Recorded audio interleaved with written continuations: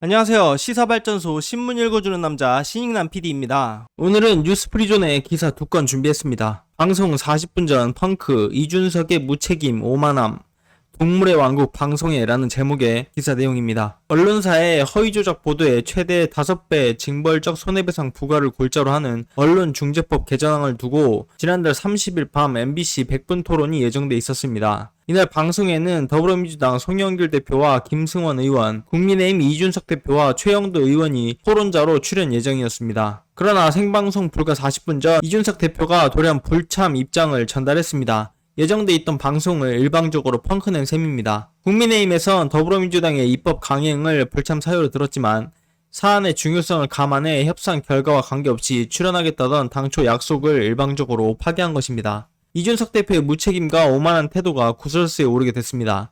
실제 이준석 대표는 생방송 하루 전인 지난달 29일 페이스북에 월요일에 송영길 대표님과 언론중재법 관련해서 100분 토론 나간다. 언론인 출신의 최영도 의원님과 함께 나가게 되어서 든든하다며 출연 공지까지 했었습니다.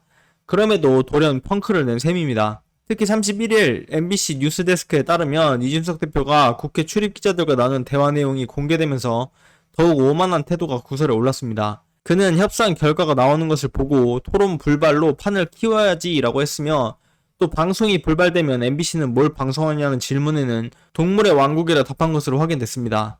언론노조 MBC 본부는 31일 성명서에서 제1야당 대표가 예정돼 있던 TV 생방송 토론을 방송 직전에 일방적으로 취소해버리는 초유의 사태가 벌어졌다며 이준석 대표는 심지어 자신이 방송 펑크를 내면서 생기게 될 방송시간 공백에 대해 동물의 왕국이나 틀면 된다고 답했다.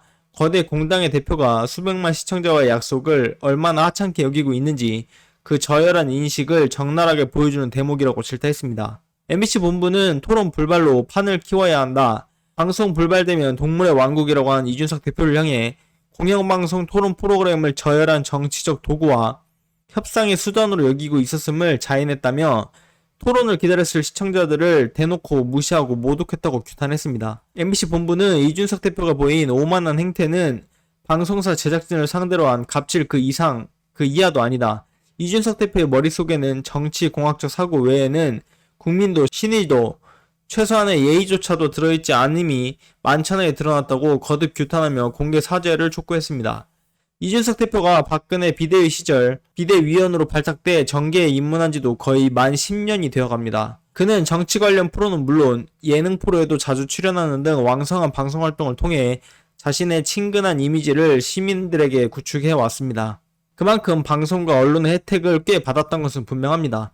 이준석 대표의 페미니즘 비판 발언들이 소위 20대 남성들에게 열렬한 지지를 받을 수 있던 것도 이에 힘입어 결국 국민의힘의 당대표로 선출된 것도 언론과 방송의 도움 아니었으면 사실상 불가능했을 일이었습니다. 이준석 대표가 이처럼 많은 혜택을 받았음에도 돌연 생방송 직전 펑크를 내는 무책임과 오만한 태도를 보이면서 파장이 더욱 커진 것입니다. 실제 연예인의 경우 생방송이나 출연 작품 등을 돌연 펑크낸다면 무책임하다는 비판 여론을 피하기가 어려우며 큰 이미지 실추도 각오해야 합니다. 특히 공인인 정치인이라면 연예인보다 약속을 더욱 중요하게 여겨야 할 의무가 있습니다. 결국 이준석 대표는 자신의 페이스북에 시청자 및 방송사와의 약속을 오롯이 지키지 못한 것에 대해서 매우 죄송하게 생각한다며 헌법상 가치인 언론의 자유를 지키기 위한 선택이었음을 해량 바란다고 사과의 뜻을 전했습니다. 그러나 동물의 왕국이라고 표현한 그 무책임한 태도에 구설은 쉽게 가라앉지 않을 전망입니다.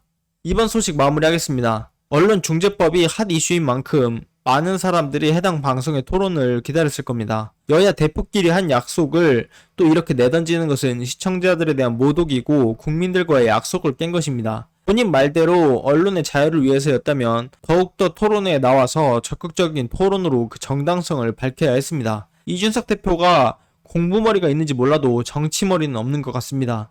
우리가 원하는 것은 책임 있는 언론의 자유입니다.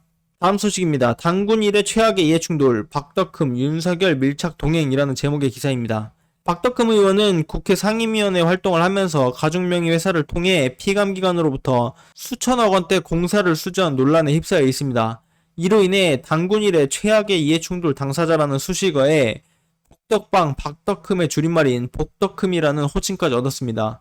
박덕흠 의원은 시민단체로부터 뇌물죄와 직권남용죄, 정치자금법 위반, 부패방지법 위반, 공직자윤리법 위반, 배임 및 착복 등의 혐의로 수차례 수사기관에 고발당했습니다. 이 밖에도 그가 정계에 입문하기 전 대한전문건설협회장 등을 지낼 당시 조카와 출신학과 교수의 딸, 입찰 담합을 대행한 일가 소유의 건설사 간부 아들, 전 서울시 공무원 등을 협회에 입사시킨 것으로 드러나는 등 채용비리 논란까지 불거졌습니다. 그만큼 박덕흠 의원 관련 사안은 단순 이해충돌권을 훌쩍 뛰어넘은 게이트급이라는 비난을 들었습니다. 그는 지난해 9월 이해충돌 파장이 불거진 뒤 국민의힘을 서둘러 탈당해 현재는 무소속입니다. 박덕흠 의원은 탈당 이후 언론에서 모습을 찾아보기 어려웠습니다. 그 사이에 이상하게도 박덕흠 의원에 대한 각종 고발 사건은 검찰 수사가 굉장히 지지부진했습니다. 언론에 박덕흠 의원이나 관련 인사들을 소환조사했다거나 압수수색했다는 소식은 거의 찾아볼 수 없습니다. 박덕흠 의원이 오랜만에 언론의 모습을 드러냈습니다. 지난달 31일 국민의힘 대선주자인 윤석열의 유경수 생가 방문 참배 행보에서입니다. 유경수 생가는 박덕흠 의원의 지역구인 충북 옥천군에 위치해 있습니다. 이날 언론에 찍힌 영상과 사진을 보면 윤석열의 좌우로 캠프 충북 선대위원장을 맡은 경대수 전 의원과 함께 박덕흠 의원의 모습이 눈에 띕니다. 이날 박덕흠 의원은 줄곧 윤석열 옆에 붙어있는 모습이었습니다. 공식 행사에서 윤석열 옆을 줄곧 따라다녔다는 것은 대선에서 윤석열을 적극적으로 지원하겠다는 의지로 표현됩니다. 실제 윤석열이 검찰청장으로 있을 당시 박덕흠 의원에 대한 수사는 매우 지지부진했습니다. 이처럼 수사가 지지부진한 사이에 공직자 이해충돌 방지법이 국회 본회의를 통과했습니다. 관련 법안이 8년 동안 국회에서 발의와 폐기를 거듭하다 박덕흠 의원의 이해충돌 사건 등으로 다시 논의되기 시작했고, 지난 3월 LH 직원들의 3기 신도시 땅 투기 논란에 시민들의 공분이 터지며 급속히 처리된 것입니다. 여기엔 국회의원의 사적 이해관계가 겹치는 상임위 배정을 제한하는 내용 등도 담겨 있습니다. 해당 법안은 1년의 유예기간을 거쳐 내년 5월부터 본격 시행합니다. 한편 유경수 생가를 참배한 윤석열의 행보는 박근혜 석방을 외치는 박근혜 극렬 지지층에게 구애하는 행보로 읽힙니다. 윤석열은 아마 박정희의 통치에는 서로 다른 의견이 있을 수도 있겠지만 우리 유경수 여사에 대해선 당시를 기억하는 어느 국민도 비판하거나 이런 분들이 없다고 말했습니다. 그는 박근혜를 구속하는데 책임있지 않느냐는 목소리엔 공직자로서 저의 소임을 다한 것뿐이라고 선을 그었습니다. 이번 소식도 마무리하겠습니다. 윤석열의 주변은 정말 금목적인지 초록동색인지 그런 사람들의 집합소인 것 같습니다. 부패 완판이라며 비난하더니 정작 본인이 꿈꾸는 세상이 부패 완판이라는 것을 증명해주고 있는 그들입니다. 오늘은 여기까지 하겠습니다. 구독과 좋아요, 알림 설정 꼭 부탁드리겠습니다. 고맙습니다.